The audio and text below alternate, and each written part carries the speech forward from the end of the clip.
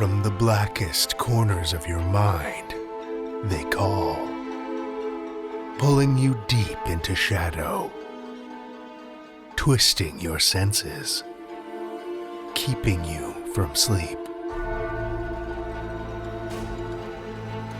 It's time to face your darkest fears.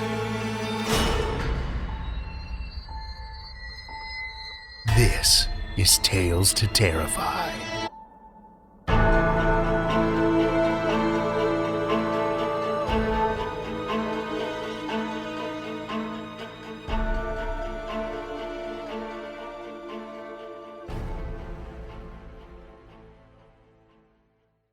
Good evening, children of the night, and welcome. As of the release of today's episode, Virtual StokerCon 2021 is officially underway. And if you haven't already secured your ticket, you've still got time to get in on all the frightful festivities. And there are plenty of amazing activities this year. From panels and presentations filled with some of the best established and emerging authors in the genre, many who you'll recognize from this show, to breakout sessions to help you hone your writing craft, to the Final Frame Film Festival, and, of course, the annual Bram Stoker Awards. Many of the Tales to Terrify crew will be in attendance, so keep your eyes peeled. I'm excited to see how it all goes down and meet some of the virtual presenters and attendees. If you don't have a ticket yet, you should still be able to grab one at StokerCon2021.com. Hope to see you there. Our t-shirt design contest, which I mentioned last week, is also now officially underway. If you've got some horrifying artwork, scary sketches, or dastardly doodlings, why not have them turned into a terrifying t-shirt that other horror fans can proudly wear? Plus, you'll have a shot at an amazing TeePublic prize pack, full of delightfully dreadful goodies. One other thing I neglected to mention last week, though, was that you can even earn cash on your submissions. All designs submitted to TeePublic also gain you royalties with every purchase. You know, in case you needed even more reason to get scribbling something shocking. You can upload your design to talestoterrify.com/design contest or upload directly to TeePublic, then send us a link to your masterpiece. Again, that's talestoterrify.com/design contest. Lastly, this weekend I'll be packing up and sending off our latest round of swag for Patreon fans, featuring the amazing occult-inspired artwork of Carly Jessup of Jessup's General Store. This swag pack includes some one-of-a-kind handcrafted prints available only to Tales to Terrify Patreon supporters. Keep an eye on social media for a sneak peek at what's in store. You can also check out jessupsgeneralstore.ca to explore all of the cool stuff she makes, or check her out on social media. I've put some links in the show notes. Thanks, Carly. And a huge thank you to our supporters on Patreon. You truly keep the dark heart of this show beating, and I can't thank you enough. If you'd like to get in on the goods, you've still got some time. Head over to patreon.com/talestoterrify. We've got some plans for updating our Patreon perks later this year, so now's your chance to get ahead of the curve. This week is our last stop in the province of Ontario, and it's one I've been saving for a while. I've always had a bit of a soft spot for cryptids. You know, that mythical diversity of creatures that seem to both fill endless volumes of lore, not to mention people's nightmares, but that also somehow seem to elude any kind of empirical evidence of their existence. While monsters like Bigfoot, Loch Ness, or even the Chupacabra are frightening in their own right, there's one creature that's always held a particularly heady sort of nightmare fuel. One that's terrifying not only in its appearance or behavior, but the very nature of its existence. that it strikes when we're at our most vulnerable, and not only attacks its victims, but consumes them.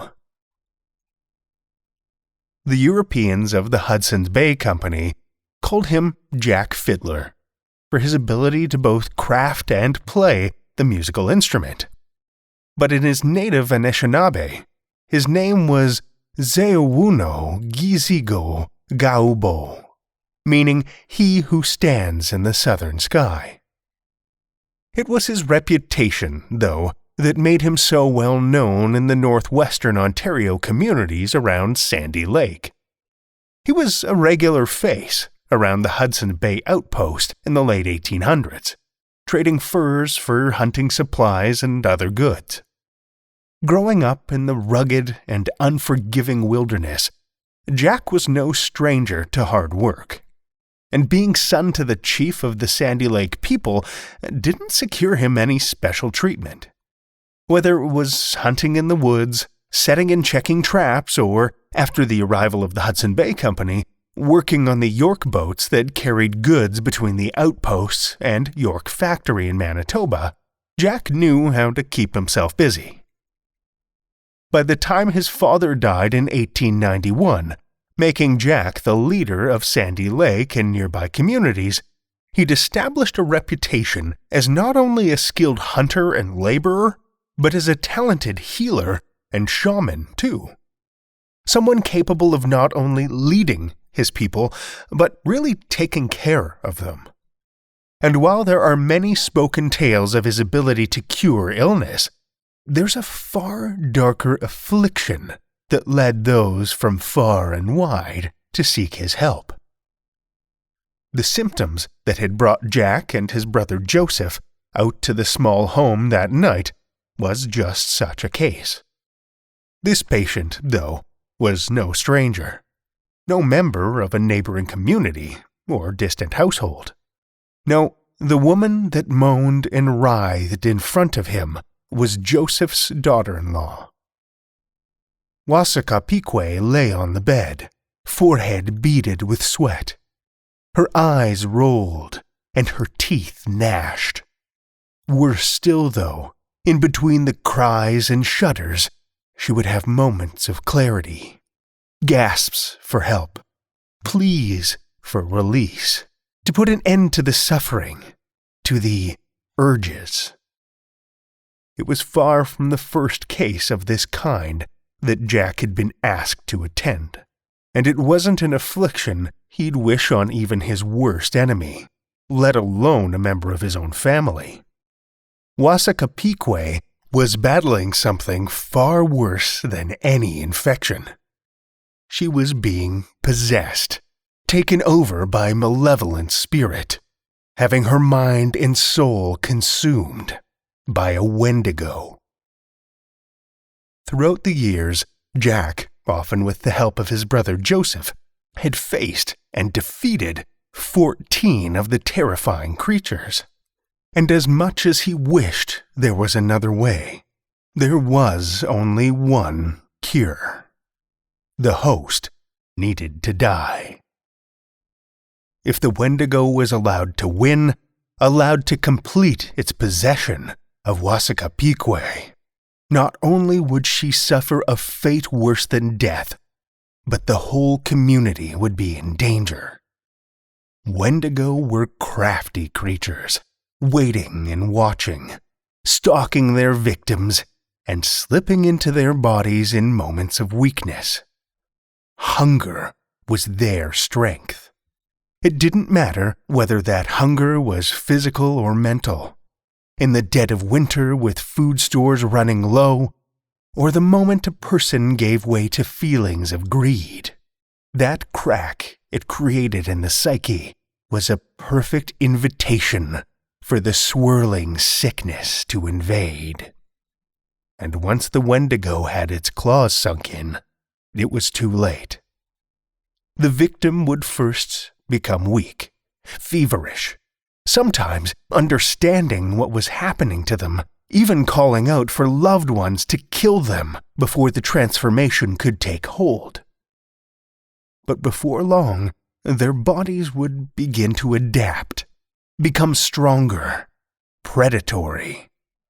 And worst of all, they'd be possessed by a singular, insatiable appetite for human flesh. Friends, family, no one was safe.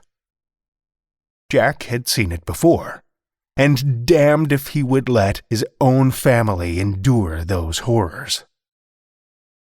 Joseph gently but firmly held his daughter-in-law down, heart aching as Jack unraveled a length of thin rope. Jack wrapped each end tightly around his fists, then tenderly, lovingly, looped the dangling length around Wasakapique's neck.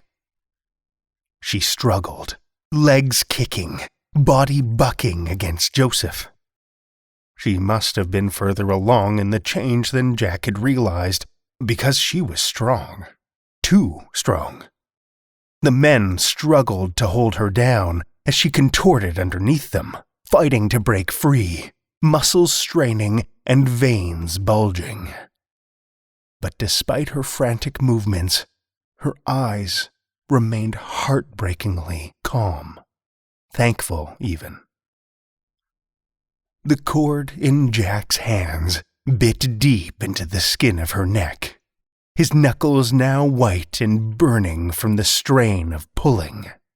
But eventually, her straining body began to slacken, the muscles in her neck and arms softened, and then she went limp. Her movements had stopped entirely. The heaving of her chest had ceased, and her eyes had rolled shut.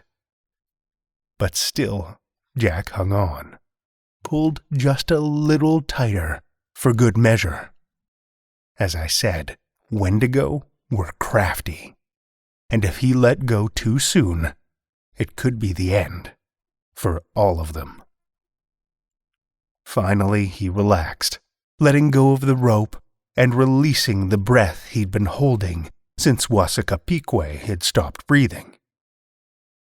The brothers stared at each other for a moment, tears coursing down their cheeks. And then, without a word exchanged, Jack and Joseph together carried her body outside to the bonfire they'd stoked earlier. They placed her carefully on the fire and watched in silence as the flames consumed her, embers drifting up into the night sky, carrying her cleansed spirit to the happy hunting ground. Eventually, the flames began to die down. Jack wiped the tears from his cheeks and turned to his brother, clasping his shoulder. It was a sad business, but necessary. She was safe now, and so was their community. Of course, when word reached the Royal Northwest Mounted Police, the events took on a much different tone. 2 indigenous men and a small northern community had murdered a sick young woman, had strangled her in cold blood and burned her corpse. In fact, there were rumors that they'd done similar things to 14 other people. Not long after, a contingent of officers rode into Sandy Lake and arrested Jack and Joseph Fiddler. The 2 men were taken to Norquay House in Manitoba, where they underwent trial without representation. For 15 weeks the men were held, until one day, while out in the yard under the supervision of a constable, the elderly Jack seized the opportunity to calmly wander away into the forest when the constable's back was turned. His body was later found lying across a rock, with his sash tied tightly around his neck, the other end tied to the trunk of a tree. Joseph was subjected to a full trial, where he was found guilty and sentenced to death. He had substantial support from other members of the community and those of the Hudson Bay Company more familiar with the indigenous customs, and they fought for his release. After several appeals, they were successful. But when they arrived at the penitentiary to secure Joseph's release, they discovered he'd died 3 days earlier of consumption. An unceremonious end for perhaps the most famed and prolific hunters of the deadly Wendigo. And to be honest, it's almost hard to know who the real antagonist of the story is. The cannibalistic monster that stalks the wilderness, possessing those who succumb to hunger? The men who murder potential innocents to protect their people? Or the sweeping persecution and intolerance of colonialism? I'll let you be the judge. We have one tale for you this evening, which comes from Timothy G. Huguenin. Timothy grew up in the mountains of West Virginia. Though he often roams the country, his soul is always haunting those dark Appalachian hills. He is the author of the horror novel When the Watcher Shakes, and of short stories found online and in print. You can find out more about him and his writing at tghuguenin.com. Link is in the show notes. Children of the Night, join me for Timothy G. Huguenin's Drifting into the Black, first published in Dark Goth Resurrected magazine, April 2015.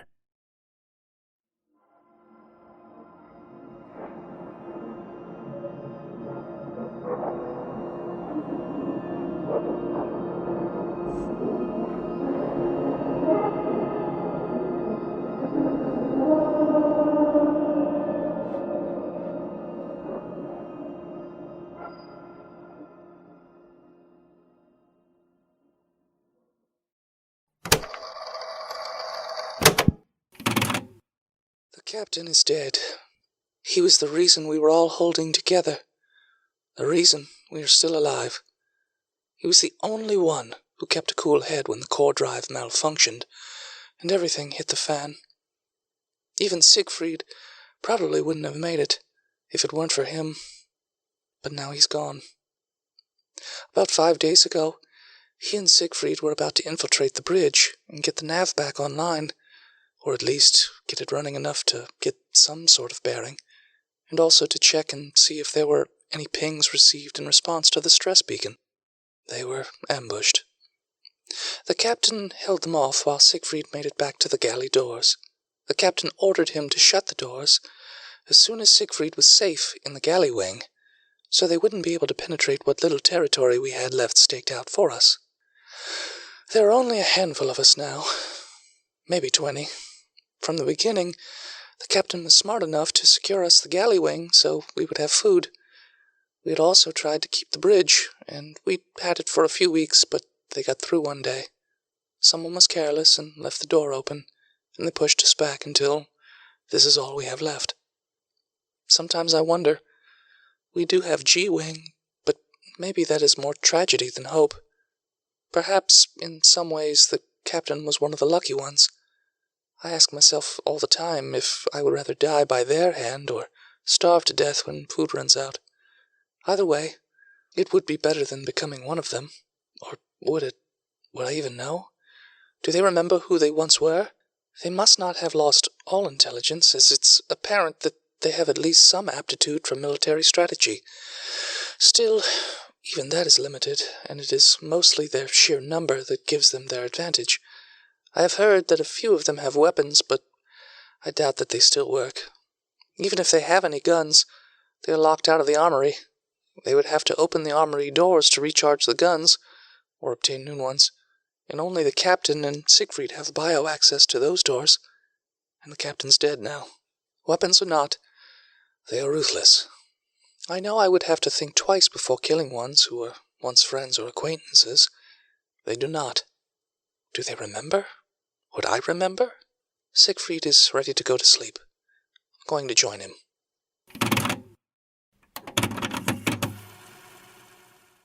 Siegfried, Carmen, and I went on another op to the bridge. Carmen had done some recon, and we had a pretty educated guess as to when they slept, avoiding their typical swarms. We did, in fact, encounter one on patrol, but Siegfried caught him coming around the corner and snapped his neck before he could alert others. It had been Tony, and I cried a little as we kept on our way, disturbed by the image of Siegfried coldly, efficiently executing one who was once our chief engineer, our friend. We used to play hollow squash together, Siegfried, Tony, and I. We ate meals together. We came close to the bridge, and we saw something laying in the flickering hallway. Siegfried came upon it first, and he told Carmen and me to look away, so, naturally, we inspected it further. It was a piece of flesh, a dismembered arm. At first, I suspected one of them had turned on their own. It wouldn't have been surprising. They were unified, yes, but they were not loyal. Maybe the one we had just killed down the hall, I have to try so hard not to call it Tony, had turned on its buddy for a little midnight snack while on patrol. I guessed it hadn't been hungry enough to finish the job, but the pool of blood around it had dried up. So then I figured it must not have been so recent. Carmen gasped and then threw up. And that's when I noticed the familiar captain's insignia on the shoulder, just below where the appendage ended and the crusty blood began. My stomach turned, but I managed to keep it in, and Siegfried put an arm around me and whispered in my ear, and that helped. So we got to the bridge, but we had no luck in getting Nav up. My heart leapt when I heard Siegfried utter a hopeful grunt while he was checking the distress beacon for return pings. "Never mind," he said. "It was just some sort of radiation interference. A star we passed long ago." I let out a long breath I didn't know I'd been holding. "How are we doing?" he said, typing something at the main computer. "I want to run diagnostics on the core drive." "Fine, I think," I started, but then Carmen signaled from her post. "No, looks like we might have some company soon." We knew better than to press our luck. What with the captain's dismembered arm right outside the bridge entrance to remind us what happens to those whose luck falls short. We beat it out of there, and I would thank God we weren't seen, if he exists, and if he's on our side. This is something I don't have much faith in, because Bishop Heller is now one of them. Or was, if he's still living. He's not Bishop Heller anymore, though. It's not even a he.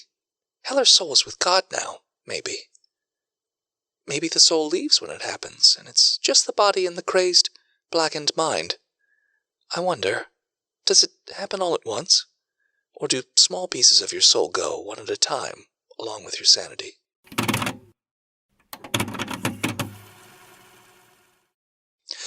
We're down to 14 now, including the 5 we had rescued from the passenger deck, so 9 total that are experienced in close combat. We've been training 4 of the 5 civilians as well. The other is only a baby. Raymond, of 15 years, is quick to learn, and he shows great strategic capacity. I'm so sad to see such a bright young boy's life wasted on this. These last futile months or weeks we have left in this death hole of a ship. Siegfried told me last night that there still may be hope for our rescue.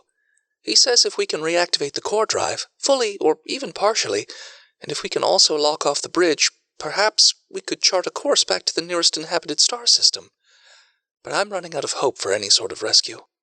We've been drifting out here for a very long time now, in the furthest edges of the universe as we know it. And even if we could execute his plan, what will we eat? The reserve rations are starting to run very low. Something else has been bothering me, with all this talk of rescue.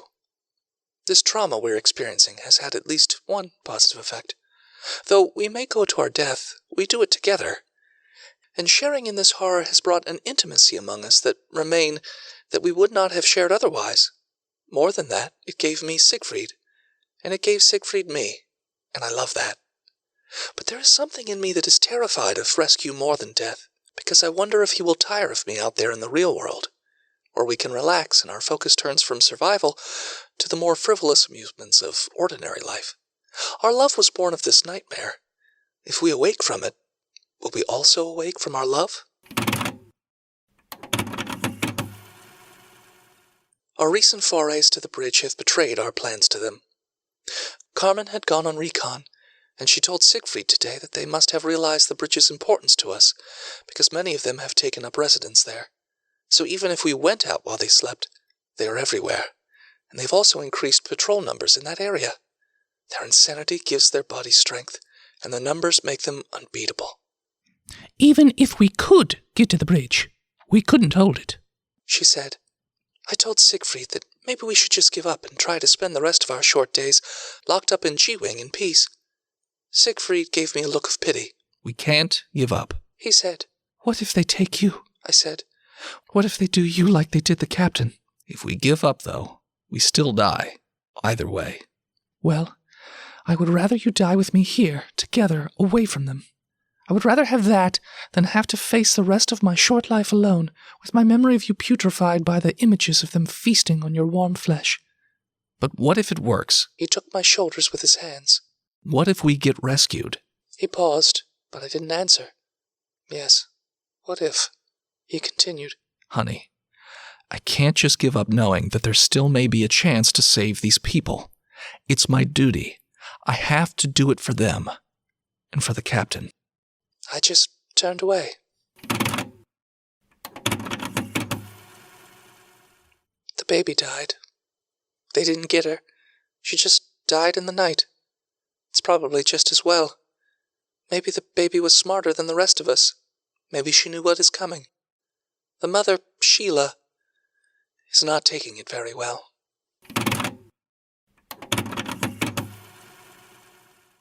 Siegfried has come up with a plan.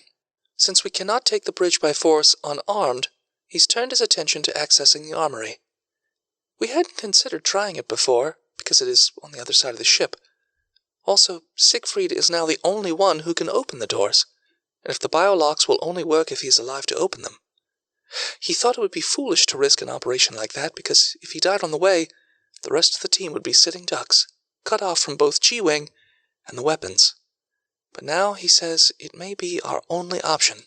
Furthermore, he thinks that since they have devoted so much effort into trying to secure the bridge, perhaps they will not have thought that we may have the courage, or desperation, I said, to try a raid on the armory.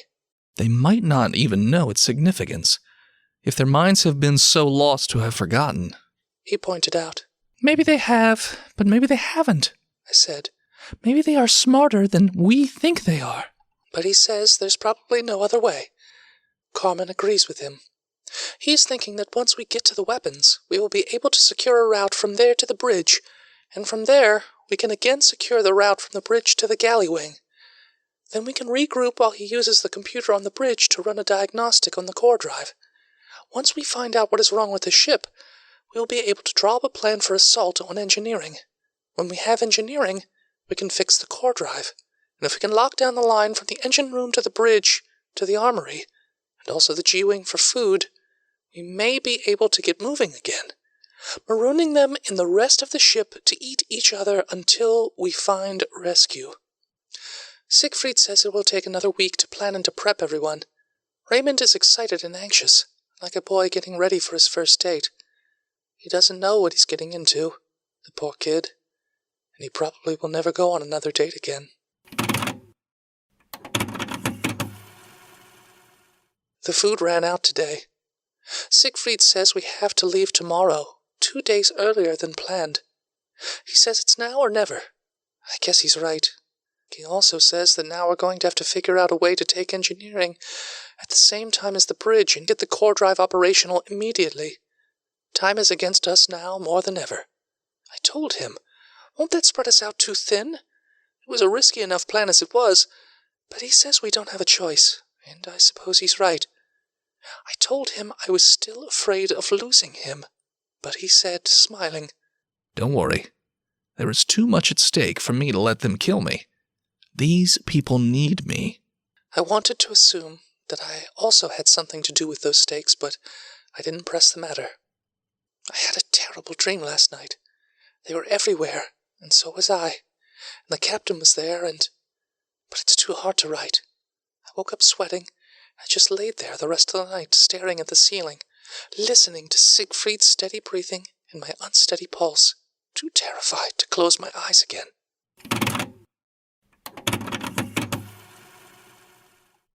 There is a system of maintenance crawl spaces, walking tunnels, and catwalks on the ship. There's an access point just outside the doors of G-Wing, and there's another outside the armory, only 15 meters from the doors. Siegfried and Carmen have been talking about using the maintenance access system to reach the armory, bypassing scores of them until we could get fairly close. The only problem with this plan is that, for a while, nobody was sure how to actually get into the system. The doors had biolocks that only the engineering crew and a few others could access, so that people couldn't go sneaking willy-nilly around the ship without surveillance, in case the ship had been infiltrated by spies, or plans of mutiny were spread. If I have access to the armory, surely I'll have access to a simple crawl space, Siegfried said. He and Carmen were hunched over a schematic. Their heads were almost touching. You mean you don't know? Carmen said. I wonder if she could feel the heat coming off of Siegfried's face. Tiny beads of sweat lined the creases in his forehead. I've never tried. Never needed to. Carmen said it would be worth the risk for him to sneak just outside of G-Wing, see if he could open it himself. It would only take a few minutes. I said he shouldn't risk it, but he thought it was a good idea. Through some sort of oversight or some other reason, the hatch wouldn't open for him. This was unfortunate, since the only other person we were certain had access was Tony, and Siegfried had killed him a while back. Not that he would be any help in the state he was in, anyhow. This brought a standstill to the whole maintenance access plan, and they had almost resigned themselves to trying to get all the way to the armory through the infested corridors until Siegfried remembered something. The manual override. There's a manual override switch on the bridge. No, it's too risky. Carmen said. Not with all of them in there. Riskier than trying to make it all the way to the armory? Nobody had eaten in over 10 hours, so people were testy. And even Carmen and Siegfried had become incensed over the issue. Voices rose over how we would really make it without those tunnels. But it was our only chance, you know. But it wasn't our only chance, because we still have the manual override. But then someone would have to be able to enter the bridge without arousing any of them, which was next to impossible. And, well, it was next to impossible to make it to the armory otherwise, and so on, until finally Raymond spoke up in the midst of the din. I'll go. Everyone stopped and stared at the boy. You don't know what you're saying. Carmen said. You're just a kid. It's out of the question. I saw my parents ripped apart and made a meal to those monsters while I cried in a closet. I need this. Nobody said anything, so he continued. If I don't do this, and we somehow make it, I won't be able to live with myself. But if I do it, and I die, at least I'll die knowing that I wasn't a coward in the end. And if I can activate the switch and I still live, all the better. He's right, you know. Siegfried told Carmen. And as young as he is, even without experience, he has the lightest feet of us all. They should be sleeping now. And what about patrols? I can take care of them, Raymond said. Siegfried's taught me well. So then, after a little more debate, it was settled that Carmen would go with Raymond, both of them having memorized the override code. There was a moment when Siegfried and Carmen looked at each other before they left, and something about it made me uncomfortable. Maybe I'm imagining things. I probably am, but I didn't like it, all the same. There had to be someone at the maintenance hatch when Raymond put in the code, because it gives only a 30-second window before it relocks itself. We gave them a few minutes head start. Then Roscoe, one of the old ship crew, and I sprinted as quietly as possible to the tiny door and waited. We both knew it would be locked, but we still looked eagerly, hoping by some miracle the signal light was already green. It was red. We checked again for patrols and then pressed ourselves against the door, making ourselves as small as possible, hoping that the shadows and the spastic flicker of the lights would hide us if they happened to come by. We were out there for probably 15 minutes, although it felt like several hours, and still we hadn't been discovered. Fortune seemed to be on our side. At this point, the plan rode on a lot of luck. In the scenario of a patrol finding us, our only option was to try to overtake them in hand-to-hand and hope there was not more than 2 coming. I thought I heard footsteps coming down the hall from around a corner. I looked at Roscoe. Neither of us dared to speak, but his eyes told me that he heard them too. We held our breaths as we listened to them approaching. Roscoe was about to slip up close to the corner so that he would have a jump on them. Then I heard a quiet metallic sound. The light went green. Quickly, we opened the hatch, ducked inside, and shut it behind us, locking it. We sat silently with our ears pressed up against the hatch, straining to hear the footsteps of the patrol. Their pace didn't change, so they must not have seen or heard us. My stomach rumbled, despite my nerves. I tried not to think about the fact that I hadn't eaten in a day. Eventually, the footsteps died away. Roscoe peeked out. The coast was clear. I held the hatch open while he crept down the hall as fast as he could, knocked on G-Wing, and let the rest out.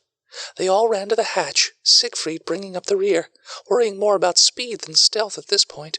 Soon all 11 of us were packed inside, relatively safe for the time being. It was hot and smelled of staleness and electricity and metal and body odor. The crowded space was dimly lit by eerie blue floor lights. How long do we wait for Carmen and Raymond? I whispered to Siegfried. Before he could answer, we heard 3 quick taps on the other side of the hatch, then a pause, then 2 more. They were here. I opened the hatch and pulled Raymond and Carmen inside. They were both breathing heavily. Raymond's hair shone sweaty in the blue light, and on his face was a smile of both thrill and relief. They were all over the floor in there, said Carmen. I almost tripped over one, said Raymond, catching his breath. I stepped on its shirt, but he didn't wake up. I fell, but caught myself on the console. He was laying right under me, snoring like crazy, and it smelled like rotten meat. The whole place smelled like that. They were everywhere. Did you run into any patrols? Siegfried asked. There were 2 guards outside the bridge, Carmen said. We each took one out without them raising an alarm. The kid did good. Great job, Siegfried said with a grin. I'm proud of you. This was probably directed toward Raymond, but I felt like he could have been more specific. As we were leaving, we heard doors open on the other side, Raymond said. By now, I'm sure they've already come through and found the others we killed. If they're hungry, they won't resist an easy meal. That might buy us some time, but they definitely will know something's up. It's all right. They won't know where we're headed. For all they know, we killed those guards, then got spooked and retreated back to G-Wing.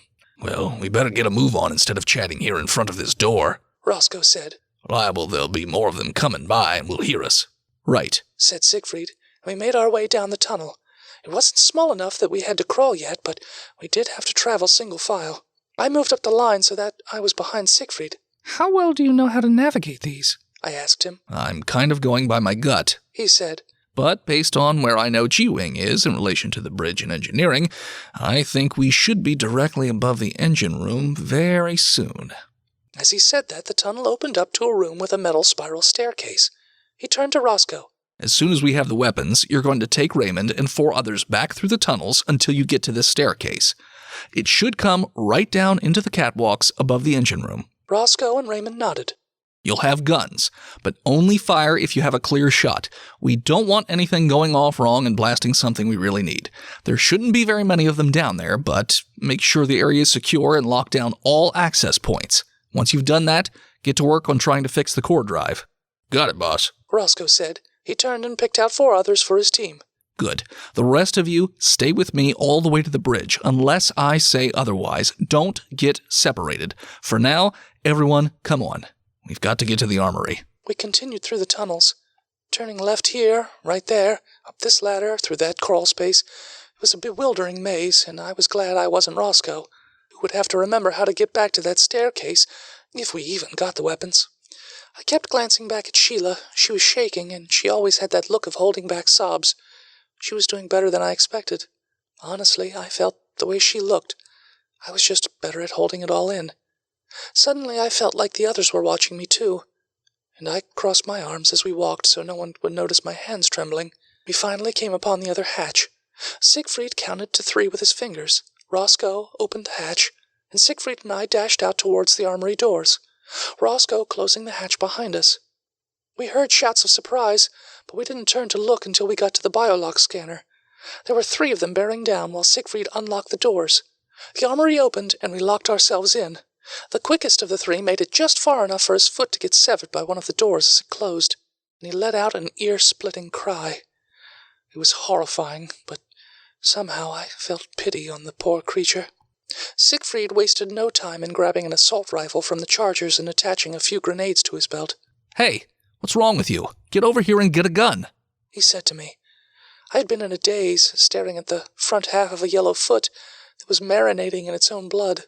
A dread came over me. Those dreams replayed in my mind. They started banging loudly with their fists on the other side of the doors, and it sounded like many more had joined the original 3. I began to hyperventilate, and I had to concentrate to regain control. My legs suddenly felt like rubber. This is never going to work, Siegfried. Snap out of it. Here, take this. He threw me a gun. Now open the door and get ready to blast them. With deliberation, I opened the door. Bright flashes of energy burst from the muzzle of Siegfried's weapon, each flash accompanied by the deafening sound of gunfire. Smoke and sparks filled the corridor, while both their hellacious screams and their blood spilled freely. It had been the first time I had heard the shouts of war in a long time. Finally, the firing and screaming ceased. I was still standing, dumbly, next to the opening. What are you waiting for? Go on! I came to myself, ran out to the hatch and knocked. Everyone spilled out, except Sheila, who was sitting there and whimpering. It's all right. Stay here and open the hatch back up when Roscoe and his team return, I told her. I shut the hatch on her and ran back to the armory. We closed the doors while everyone loaded up as much firepower as each man or woman could handle. Siegfried grabbed a small pistol and handed it to Roscoe. Give this to Sheila, but keep the safety on. Keep her with your team, but it might be better for everyone if she stays at the staircase until you have gotten the engine room locked down. Roscoe nodded. With everyone fully equipped, we opened the doors, braced for assault. None of them had yet come down this far to investigate the racket Siegfried had made. I guess he had been right about them overlooking the armory. Roscoe and his team ran back to the hatch, knocked, and went in. The rest of us were on our own in the smoking, body-littered hall. Siegfried looked us over. Carmen, you and I are up front. Alex, Rachel, He pointed to the twins. you two watch our flanks. He looked at me. You and Roger will bring up the rear guard. We moved out, shutting and locking all doors that did not lead to the bridge. We worked quickly at first, since there were few of them nearby. However, the further we got from the armory, the greater the resistance. They came in hordes, yelling, running straight at us, reckless. Despite our heavy firepower, sometimes their multitude would overwhelm us, and often we would find ourselves taking them on hand to hand. Now we had knives, too, and so went our task of butchering the brutes who were quick enough to get through our guns. It was tiring and gruesome work. The fighting thickened. The air smelled like smoke and rancid flesh and blood and vomit. They were coming from all sides, opening doors we hadn't yet locked. It came to be more than I could bear. My nightmares kept flashing through my mind, and I would close my eyes and see the captain. Then I would open them and see them racing at me, trampling the bodies of their fallen kin. I felt like screaming, "Stop! Stop!" But I couldn't hear anything except gunfire and their howling. I dropped my gun and crouched down, closing my eyes tightly and putting my hands over my ears. My mouth was moving, but no words were coming out. Or maybe there were. I'm really not sure. Everything else gets pretty hazy, because soon after that I blacked out. I woke up in the bridge. There were dead bodies everywhere. I sat up and leaned on my arms. Hey, she's awake! Carmen was sitting there, watching me. Roger was at the other side of the bridge, fiddling with a computer. Where's Siegfried? I asked Carmen. He's in the engine room with Roscoe's team. They're having trouble finding out what's wrong with the core drive. I'll get him on the con if you want. No, that's fine. I shook my head. My mind was foggy, and I was trying to remember what had happened. It still fades in and out, even now. You okay? Roger said as he came over. You kind of went a little crazy back there. I don't. I'm starting to remember. What happened? Did everyone make it? Everyone is okay, besides a few bruises and cuts. And one of us passed out. Carmen said, smiling softly. Roscoe's team had an excellent tactical advantage from the catwalks, secured engineering with no problem.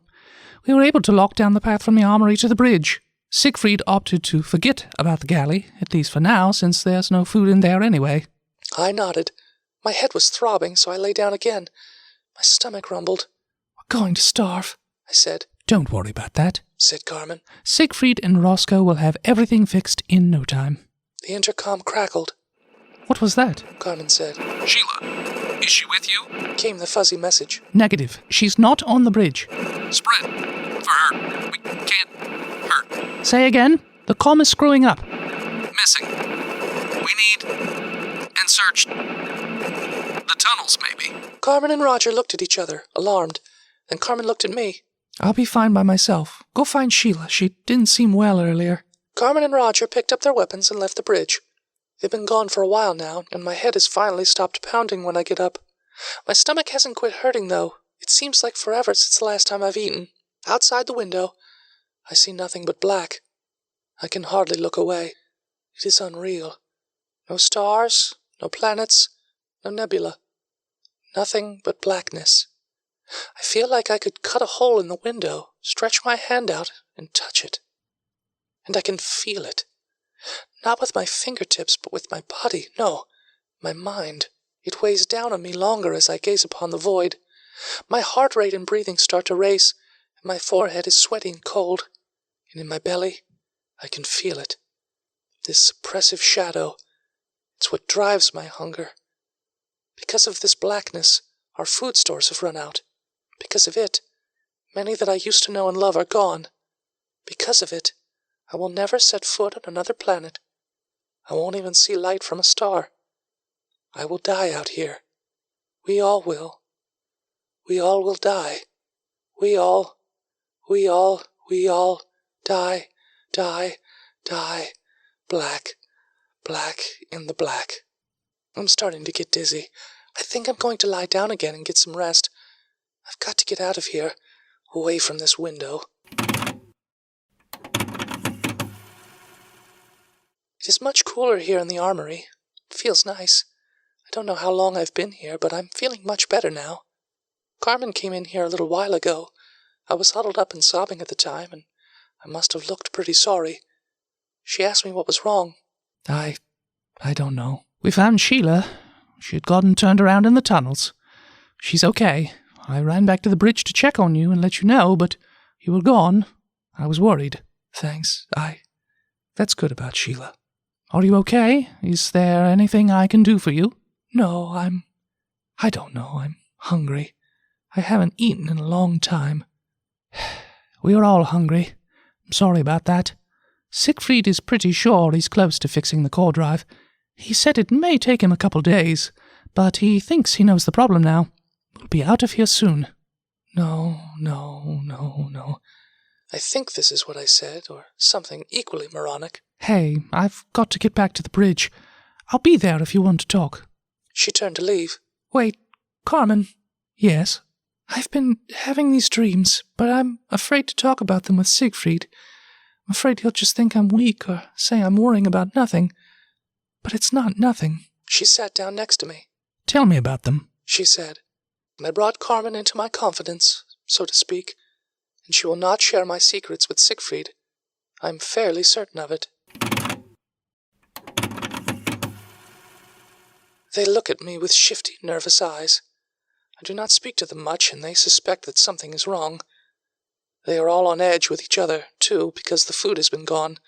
They did get the engine working, though, but it will still be at least a day before there is any chance of contacting another ship, even traveling at full speed.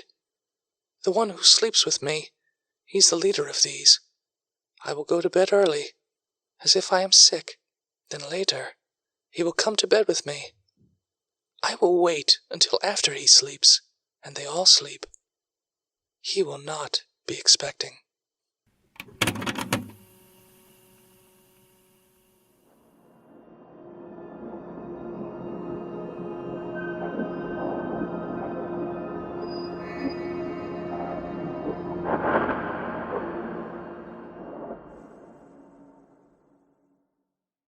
That was Timothy G. Huguenin's Drifting into the Black, as read by Dennis Robinson. Dennis Robinson is a fellow content creator from the haunted small town of Gettysburg, Pennsylvania. When he's not consulting by day, he is one of the creators behind the comedy podcast Botched, a D&D podcast. Found on all your favorite podcatchers, this is not your average D&D podcast, as they focus more on banter, character interaction, and improv comedy instead of the rules. They even had an H.P. Lovecraft-themed campaign for Season 4, set in 1932 New York City. This season, they ventured into space, with more than 50 custom-created alien races. You can watch their show live or catch up over at twitch.tv/botchedpodcast. Myself, I've gotten a handful of episodes behind, so if you've been keeping up with Botched, and you should be, no spoilers, okay? Thanks for reading for us, Dennis.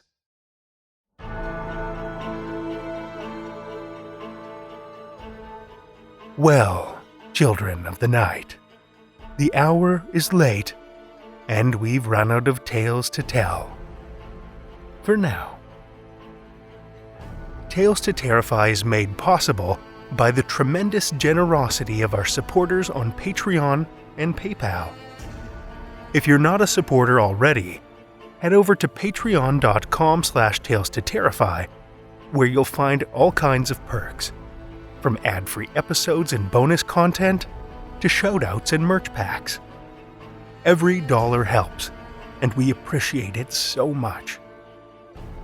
Want another way to support the show that doesn't cost a cent? Head over to Stitcher or Apple Podcasts and leave us a 5-star review. You'll not only put a smile on our faces, but help new listeners discover our terrifying tales.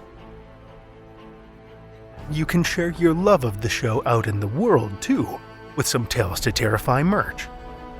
TalesToTerrify.com/merch will shoot you over to our TeePublic store, where we've got a great collection of creepy, custom, and curated designs that's always growing, so check back often.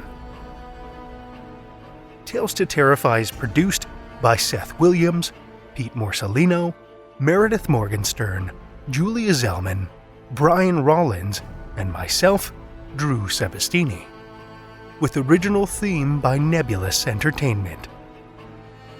Tales to Terrify is distributed under a Creative Commons Attribution, Non-Commercial, No Derivatives license. Join us again next week as we satiate your dark hunger with more Tales to Terrify.